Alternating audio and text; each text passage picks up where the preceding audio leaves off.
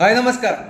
പുലർച്ചെ 5:30 വീട്ടിൽ നിന്നിറങ്ങിയ യുവതിയെ കുറ്റിക്കാട്ടിലേക്ക് വലിച്ചിഴച്ചു കൊണ്ടുപോയി കൂട്ടബലാത്സംഗത്തിനിരയാക്കി. ക്രൂര പീഡനത്തിന് ശേഷം കൊലപ്പെടുത്തി റെയിൽവേ ട്രാക്കിലിട്ടു. 3 പേർ അറസ്റ്റിൽ. യുവതിയെ കൂട്ടബലാത്സംഗം ചെയ്ത ശേഷം കഴുത്ത് ഞെരിച്ചുകൊന്ന് മൃതദേഹം റെയിൽവേ ട്രാക്കിൽ ഉപേക്ഷിച്ച 3 പേർ അറസ്റ്റിൽ. ആന്ധ്രാപ്രദേശിലെ ബപ്പട്ല ജില്ലയിലെ ചിരാല സ്വദേശികളായ ദേവരകൊണ്ട വിജയ്, കരംകി മഹേഷ്, ദേവരകൊണ്ട ശ്രീകാന്ത് എന്നിവരാണ് അറസ്റ്റിലായത്. വെള്ളിയാഴ്ച പുലർച്ചെയാണ് ഇവർ 21-കാരിയായ യുവതിയെ റെയിൽവേ ട്രാക്കിന് സമീപത്തെ കുറ്റിക്കാട്ടിലേക്ക് വലിച്ചിഴച്ചു കൊണ്ടുപോയി ക്രൂരമായി ബലാത്സംഗം ചെയ്യുകയും പിന്നീട് കൊലപ്പെടുത്തുകയും ചെയ്തത്.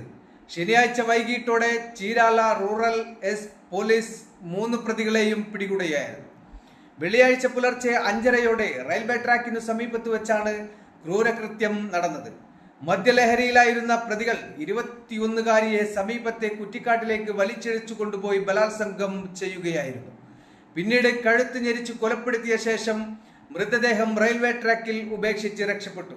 ശനിയാഴ്ച വൈകിട്ട് ബട്ട്ലയിലെ ബോധരേവിലുള്ള റെസ്റ്റോറന്റിന് സമീപത്താണ് പ്രതികളെ പിടികൂടിയത്. തയ്യൽക്കാരിയായ യുവതി വെള്ളിയാഴ്ച പുലർച്ചെ 5:30 വീട്ടിൽ നിന്ന് പോയത്. രാത്രിയായിട്ടും തിരിച്ചെത്താത്തതോടെ വീട്ടുകാർ പോലീസിൽ പരാതിപ്പെടുകയായിരുന്നു. പ്രതികളായ 3 മദ്യത്തിനും കഞ്ചാവിനും അടിമകളാണെന്ന് SP വകുൽ ജിൻഡാൽ പറഞ്ഞു.